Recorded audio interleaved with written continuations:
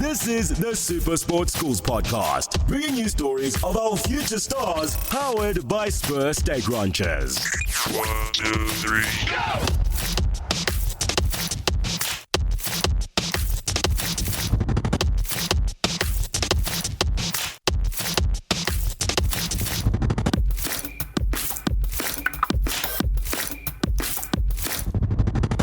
Hello and welcome to another episode of the SuperSport Schools podcast brought to you by Spur. Good evening. Remember, the new show time is Sunday at 6 p.m. and thank you so much for joining us. We're going to be talking a bit about SuperSport Schools today. We're going to talk about girls sport and we're going to talk a bit about hockey and athletics running specifically because alongside me is, I think, close to my highest level of boss. It's Bridget Kee. Head of production at SuperSport Schools. Bridget, thanks so much for joining us. I think just before we start, I was talking to you beforehand. You've coached hockey. You're running the Comrades this year, which as we speak has happened and hopefully has gone well for you. Well, not as we speak, as this airs. Yes. And you are running in the colours of SuperSport Schools. You're also head of production for SuperSport Schools, so responsible for getting all the matches and everything out there on the app, website and channel. I want to start obviously by talking about hockey because that's your big involvement, obviously. Coached, played, and SuperSport Schools I think has been a big part of pushing school hockey out there, and school hockey in South Africa is incredibly successful at the moment. And I think we ask a lot of guests about what the impact of SuperSport Schools is on school hockey. Yep. Specifically girls school hockey, and I think you're someone who's inside SuperSport Schools, so you can talk a bit about that. But also you have coached, you've played, so you can also see what the impact's been. Yeah, I've been very fortunate to be involved at school hockey as well as senior hockey, you know, at so many levels and so forth, both from a national level down, coaching, managing, assistant coaching, everything. And it's a fascinating story.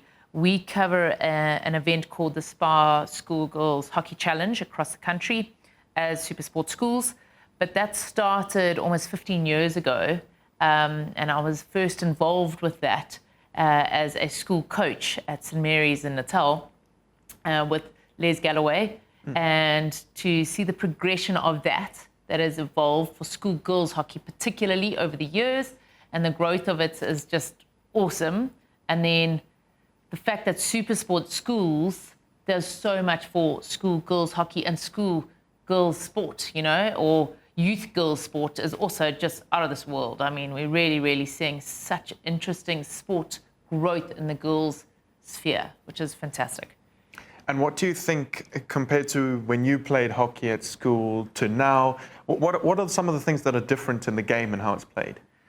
I think that the evolution of skill set is really good. I think a lot of hockey players have really stepped the game up. Their speed, their decision making, things along those sides has really, really allowed for the youth, you know, the youth space of hockey, both in the girls and boys space, has really just stepped up the platform. We're seeing a lot younger players being involved at a higher senior level. So, you know, you take your Tahiras, your Paris, your Ntsopas, they're all playing possibly most likely at the Olympics. So right there in itself, you know, it just says how those players who were currently still in school are just a year out of school.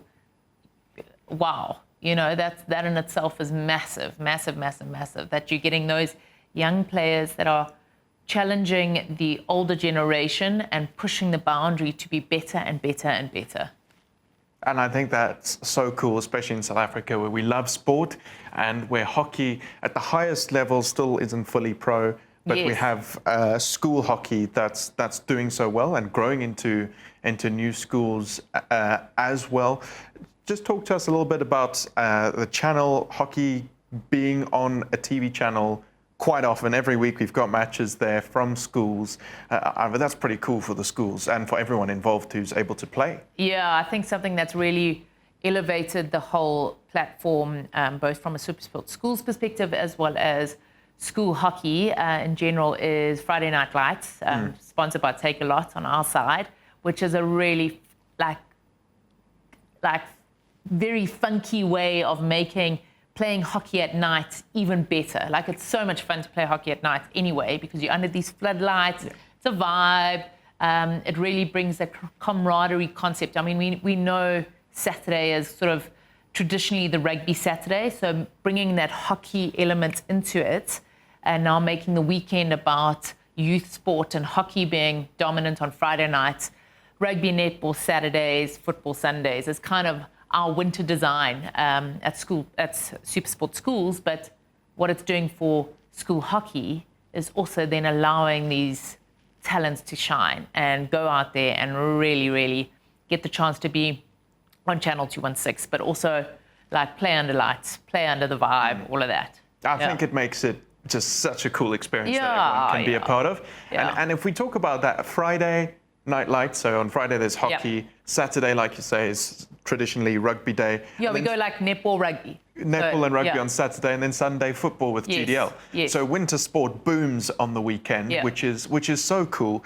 And I want to talk to you also about girls' sport in general, because something we've seen sort of explode across SuperSport Schools on app, website, and TV is netball. Yeah. And to be one of the most watched sports, and obviously it has the unique position, I guess, like rugby. Predominantly, we just have boys playing rugby at the moment. Obviously, there are girls' teams, but there's still a lot of work to be done there. With netball, it's also almost exclusively girls. So it's not like hockey where there's both. Netball's just girls. And we saw the World Cup last year in South Africa, which I think gave a great boom to it. But we've seen that grown a lot as well. So how exciting is it that girls' sports are just exploding on every level across the platforms? Yeah, I think I'm going to correct you. Actually, funny enough, there's a sport called korfbal, which is also inclusive of mixed girls and boys, and it's a type of netball. But it's not played often. Yeah. So it's quite unique. But netball, as you know, code is really, really excelling. We've got the Telkom Netball League, which is dominating senior netball. And I think there are a lot of youth players filtering into that. That's unheard of. Like, it's just really fascinating to watch the transition of that. And I think it comes from the fact that netball has been put on the map so much. It's such an easily accessible sport. We cover a lot of development netball, which I love. It's one of the things that really brings me joy in my space is that we do get out there and we're not just limited to certain facilities, certain schools. We can really go out, touch base with anyone, anywhere, and cover that netball. That's really important. We do a lot of work with Let's Play Foundation on their netball, as well as the DSTV Netball Challenge. And all of those just allow anyone that has an interest in it to start getting involved. And as soon as that starts growing, that just allows for the whole momentum of that sports code and that passion to build. And we did a really interesting study last year with a lot of our school partners at SuperSport Schools, where we asked, has there been a noticeable growth in interest in girls' sport, regardless of the code? And schools say that they're seeing like almost a 40% increase in interest in school sport because of the possibility of SuperSport Schools being involved and the opportunities that it brings with it, which is, it's just unreal. You mentioned korfbal as another sport. So obviously, behind the scenes, managing what goes onto TV, what goes into app, what goes onto website, you're obviously seeing a lot of these more, I think we can say, exotic sports. Interesting ones. Are there any that you've learned of for the first time while being part of SuperSport Schools? Any that you think particularly are quite interesting that we've covered? Yes, tug of war. Okay. We did tug of war from Diamantfeld and Kimberley. Massive. And it's traditionally like probably more of the platteland farmer, love. But apparently internationally we're really good at tug of war. I didn't know that. And how they play is they have these like spiked shoes and they dig into the turf and they pull it up and they dig back and it was really cool. Sheep shearing, world champions, who knew, but we begin it. And at a young age, they don't let the youngsters shear actual sheep. They give them teddy bears, which is really fun because we streamed that and then they shear this cute. teddy bear. It's very cute. Oh, that's amazing. Yeah. We've done some really cool stuff. I think that I think we've done 45 different sports codes. Chess being, like chess is something traditionally no one would have shown. The fact that we can go out there and show someone who's brilliant at chess, really like excels in it, and now has the chance to like show the world how good he or she is, So, yeah, I get super excited when we see like interesting sport come on our platform, and when we get asked, we've covered polo cross. Okay. Polo cross also really big. Polo cross is? It's a type of like. Is it like lacrosse and polo? Well, kind of. It's like the horses on so horses. Horse polo, yeah. Horse polo, but it's a smaller field. So it's actually slightly different, hence the cross part. Okay. So it's a bit faster. It's not as big as, South African nation. We're actually really good at it. We compete at an international level. And it also allows, there's no age limitation. So you don't do like under 9 or it's a team. So you could be an under 11 player, but an under 50 player in the same team because of your ability to ride, your horsemanship, all of that type of stuff. So, that's so cool. Yeah, it's very cool. Yeah, well, we've certainly done a lot, and I know that there are loads of sports, so that's awesome.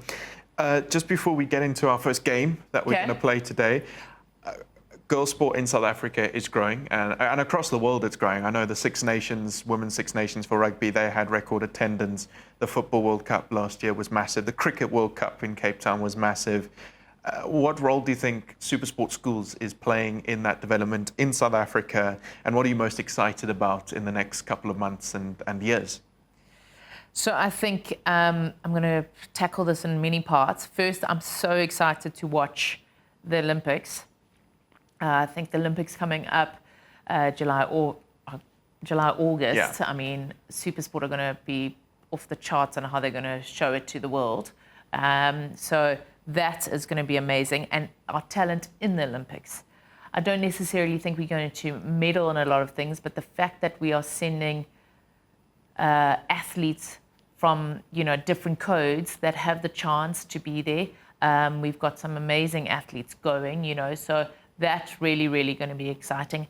And the flow that SuperSport Schools has allowed for these athletes to get on the map, I'm being maybe a bit biased, but I think it's really been important that we have had the chance that we've shone a light on a lot of athletes, and then they can transgress into the highest level. I don't even think it's being biased, because out of our class of 2023 last year, the top 30, there are quite a few who are going to the Olympics. Yeah.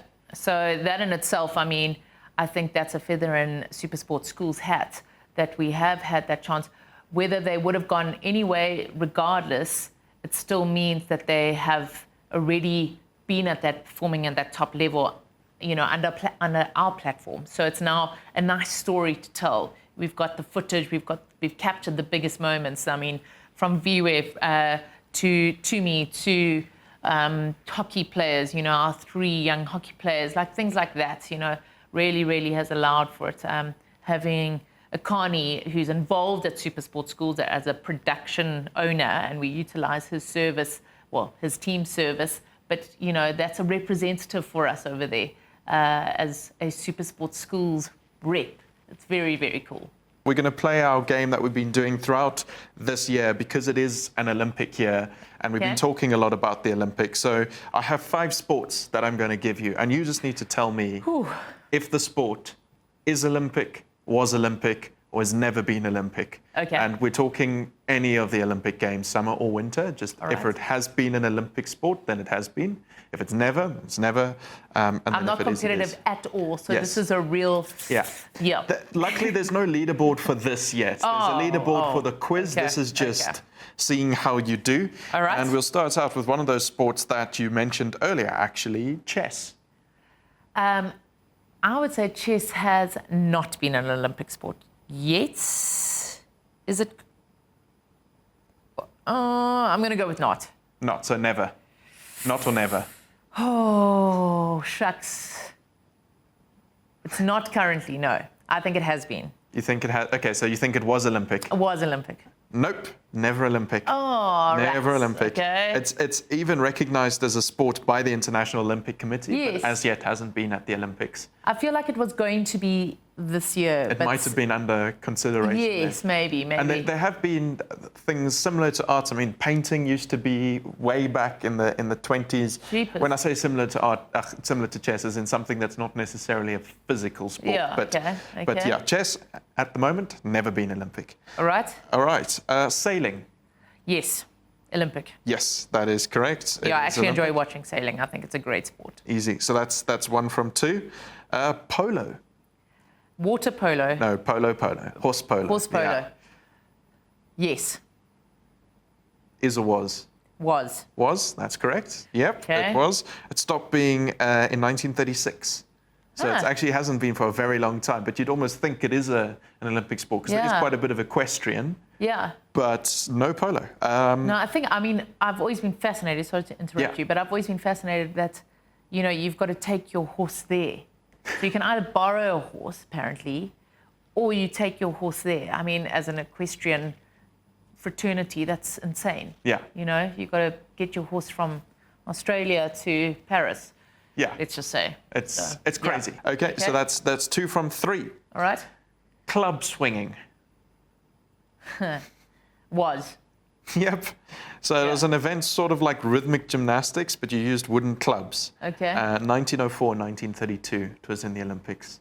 I suppose at rhythmic, they still have those, they have the... Yeah. Yeah, the With stick. the Yes. Yes. Well, they got the ribbon one, but The then they ribbon. also have, I think they refer to it as bats, like it's Okay. actually a weighted, almost like a cheerleading stick, but Yes, it's got a heavier yeah. head, and they throw They that try up and okay. Yeah. So club swinging, Okay. not so far off then than it was. Then lastly, you are 3 from 4 at the moment. Lastly, lacrosse.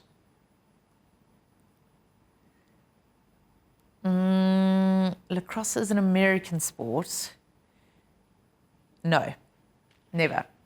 That's correct. Yeah. 4 from 5. Oh, damn, just the chess, man. Just the chess. Okay. Yeah. Okay. But no, 4 from 5 is great. I think previously the most somebody's got is 3. Oh, So yeah, I think that was Ros Howell. She beat Tim when they played each other. So there we I'm go. pleased to beat Rosie. I'll take credit in that one as a Awesome. hockey girl. Bringing you the sport you care about the most. This is the SuperSport Schools podcast. Come on, wake up now. Who got zombie? Wake up now. Sequilatos Scott. Wake up now. Who got my senior? Get up and go. With 15 delicious breakfasts, Spur is the place to be until 11 every morning. Enjoy an unreal breakfast for just $56.90. Spur, people with a taste for life. Wake up now. Come on. Yeah. Bringing you the sport you care about the most. This is the SuperSport Schools podcast. I think now we can talk a little bit about what you're doing to support SuperSport Schools. Like I said before, today, as you run the comrades earlier today and got all the way here very quickly to do the interview. Finished up. Because obviously athletics, another massive sport in SuperSport Schools, cross country, huge, and we've done some really cool stuff with covering the nationals last year. So obviously you're a runner with SuperSport Schools. Why is that such a perfect kind of match for you? Yeah. So I think that, running is such a code that anyone can do it, actually, if you have an interest in it, obviously. We find at SuperSport Schools, it's such an interesting sports code. In athletics, we get massive interest in it. It allows for another community or tribe to be involved. It is really specialized athletics as on the track, on the field, regardless. The cross country is a whole new avenue that we're going into. Road running is something we haven't covered at SuperSport Schools yet, but as a passionate runner or sportswoman, I have run the Comrades now 5 times. And last year I ran in SuperSport Schools kit as just a rep of SuperSport Schools because I thought it would be very cool to get behind it, get behind SuperSport Schools, run and love the vibe. And yeah, I did. I absolutely thrive on it. It keeps me sane also. Yes. It's one of those things that it's my time. So when I go run, I just can take time off, and I run with mates that, really, really are brilliant, and we all do it together, and we all have the same interest and passion. And so for me, running the Comrades is something that I think just unifies our country. It is a race that is moving beyond words. It is a very, very special event. Anyone who's done it is part of the same tribe. Yeah. But yet, as an Italian, it's something I grew up with. It also was something from an educational perspective that allowed me to thrive. I didn't necessarily have the best primary school upbringing, well, not upbringing, but best primary school experience as an academic. So I took to sport as my alternate. And running was my way to step away from not being academic. And it allowed me to excel at something that I didn't think that, I was good at anything. So running really allowed me that opportunity, which I think a lot of young people need. When they find something they're good at or love, it means that you find a purpose. And I found my purpose, particularly in the running fraternity and the hockey fraternity. But that really, really allowed me to excel at something and be proud of myself over. So that's why I find it's a nice match with the SuperSport School space. It just, I really care when I see that there's a youngster that is so passionate, whether she is playing in the A team or the E team, it's irrelevant. They're using it as something that they love, And for me, running hockey is something I love. So when we get that match, perfect. Yeah. 100%. And I think I can relate to that with the running, the being there, that's your time and something that you're able to do. People often ask me how I've got into SuperSport Schools, because at school I didn't play first team anything. I was a C team player, D team player for cricket, stopped rugby in under 13, decided to referee it, which there were three Good other decision. people. That's why you're smart, you see. Because you haven't been hit and... Three other people doing that in the whole school, but running was the one thing that I actually was quite good at, so that's what I did. Also, for rugby, my physique was far more that of a runner than of a rugby player.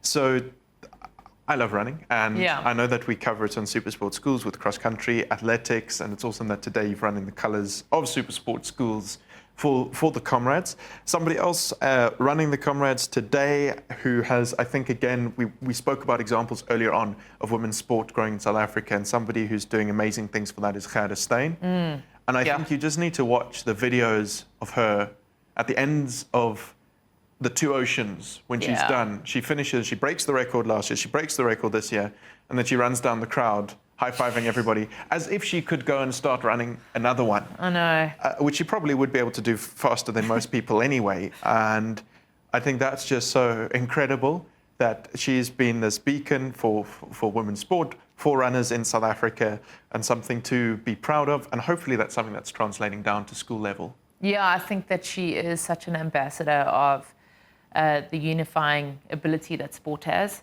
I mean, she's an icon in the running fraternity, but also as a female athlete. She inspires a lot of people, and I think her kind nature and her ability to be embraced by anyone, whether it's a runner or not, is irrelevant. She really is testament to how if you commit to something and you want to make it work for you, it can.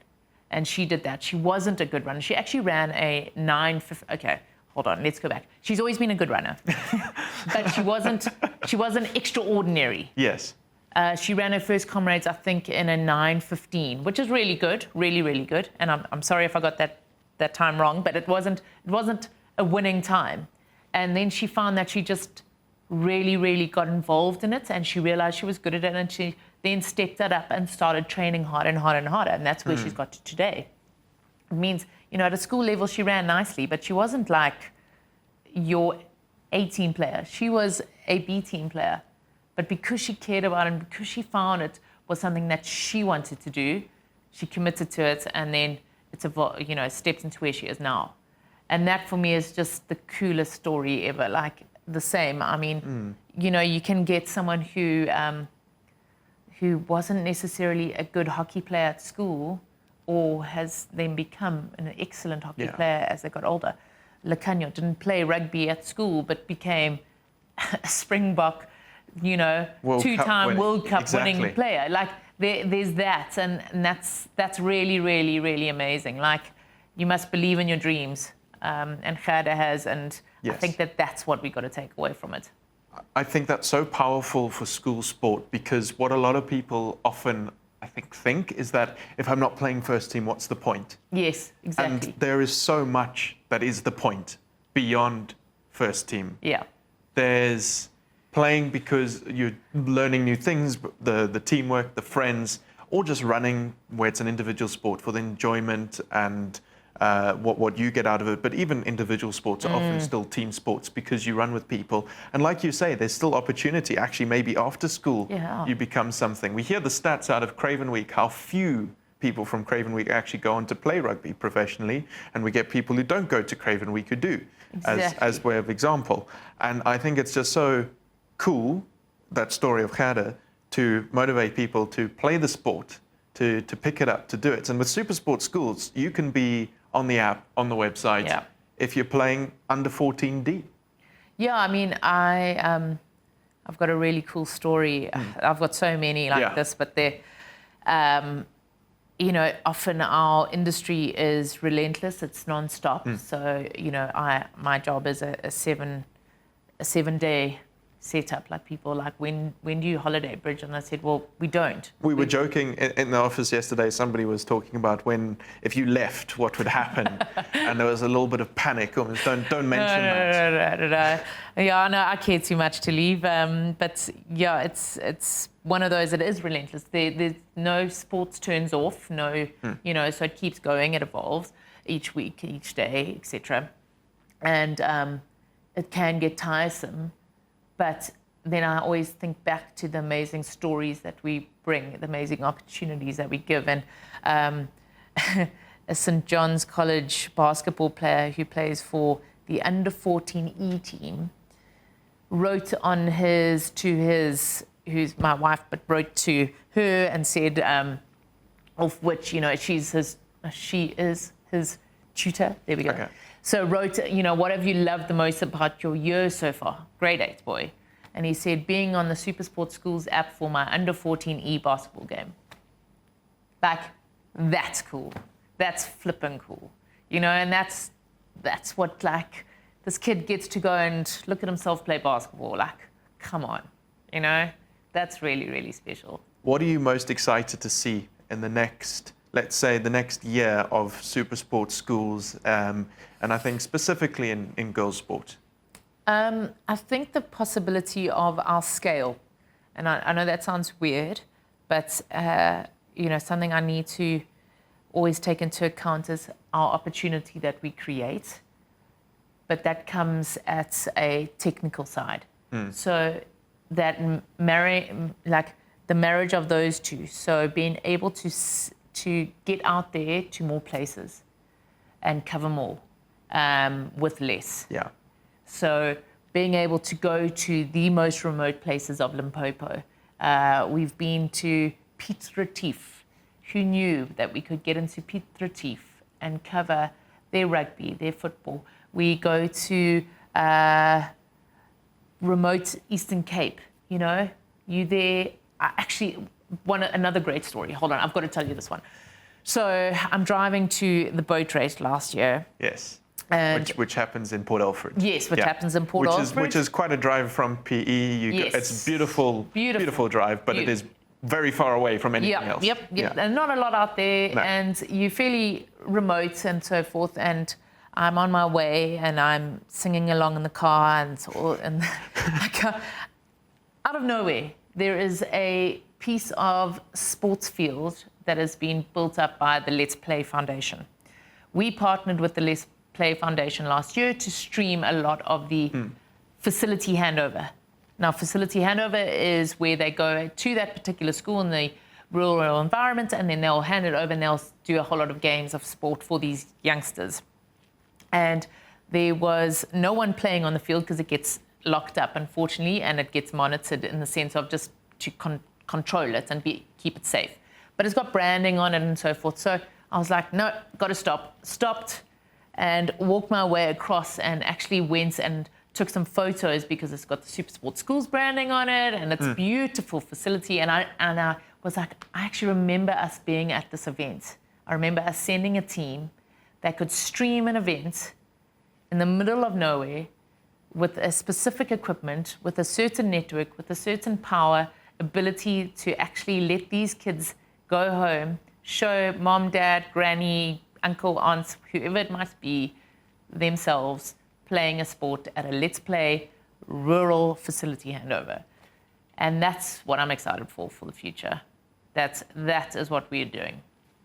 Growing that reach to even more schools, even more people, even more communities, because I think that's at the core what SuperSport Schools does is bring people together who aren't able to necessarily be there or to watch it afterwards, but it brings communities together, and I think it is really exciting as it expands into new places. So I think on that great story and that note, we can get into the quiz. Okay.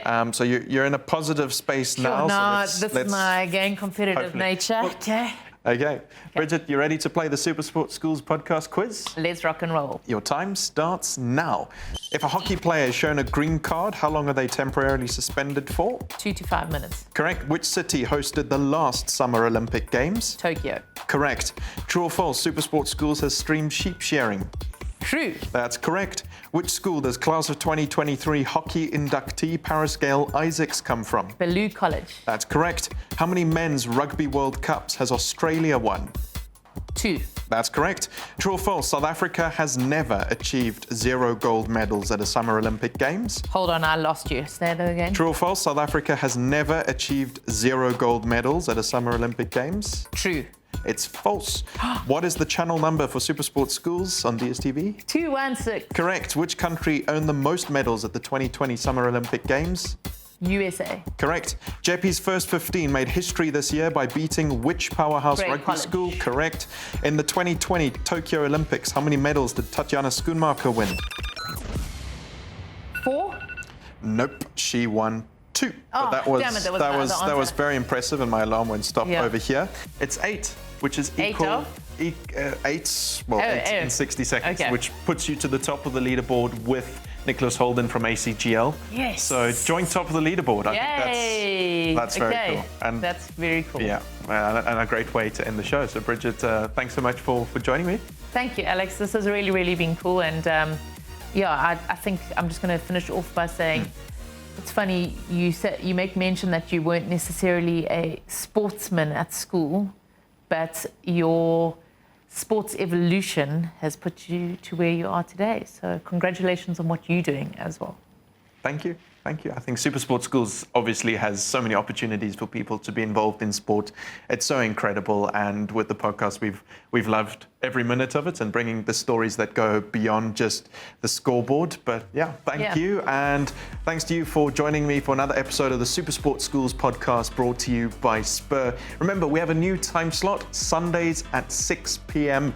And then on Monday and Tuesday, we have other great shows for you to enjoy. Monday at 6, it's football on 216. Tuesdays at 6, it's gameplay, also at 6 p.m. So Sunday, Monday, Tuesday, there's something for you to enjoy at 6 p.m. that goes beyond the scores on match day. This has been the SuperSport Schools podcast. I'll catch you next time, but for now, bye-bye. This has been the SuperSport Schools podcast, bringing you stories of our future stars, powered by Spur Steak Ranchers.